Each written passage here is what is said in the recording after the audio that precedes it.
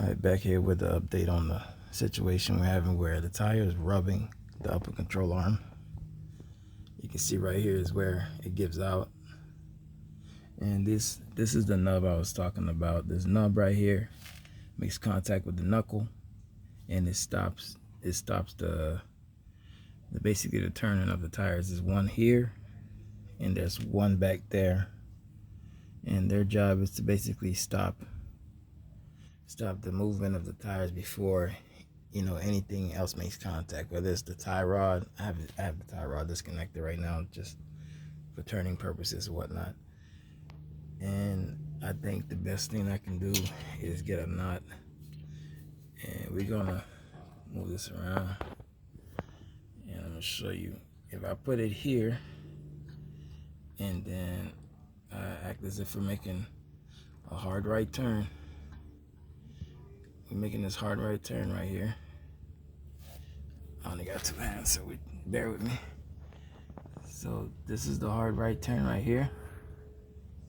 The knuckle engages with the nut right here. And you can see we have daylight between the upper. We have daylight between the upper control arm and the tire.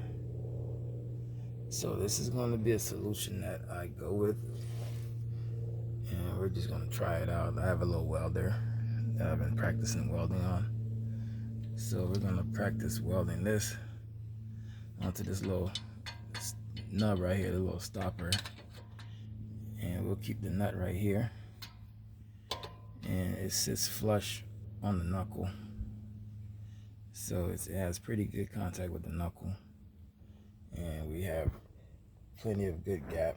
And let me turn the tire a little bit so you can see.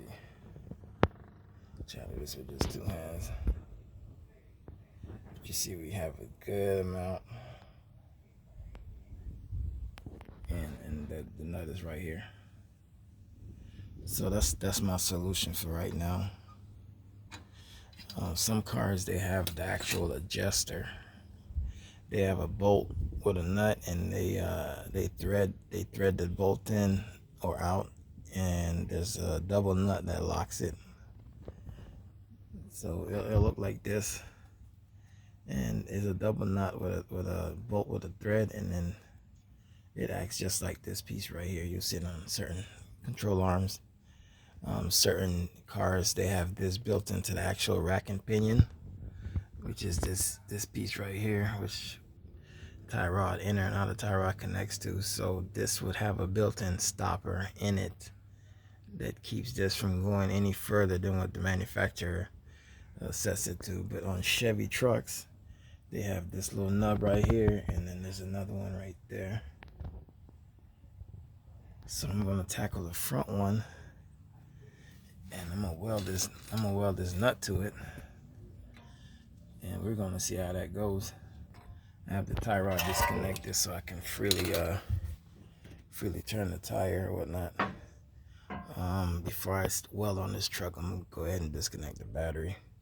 Even though there's bushings in between and there's no metal to metal contact anywhere here, I feel safer disconnecting the battery than having to change all 20 computers in this truck, because I decided to weld and destroy something. But that's the update. I'm thinking that little nut that I weld on the little nub right here, it'll stop right here, stop the knuckle right here, and I should have just enough room to turn lock to lock. I'm gonna do it on both sides, and one side will stop the other, because it's basically the forward turning that's the issue, not the actual backside turning.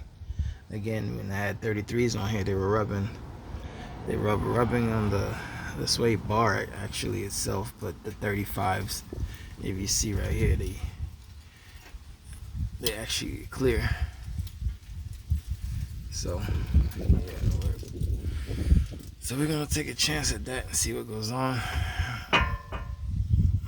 gonna weld the nut on the little nub right here, and then we're gonna test it out and see, does it hold, will it stay, and whatnot.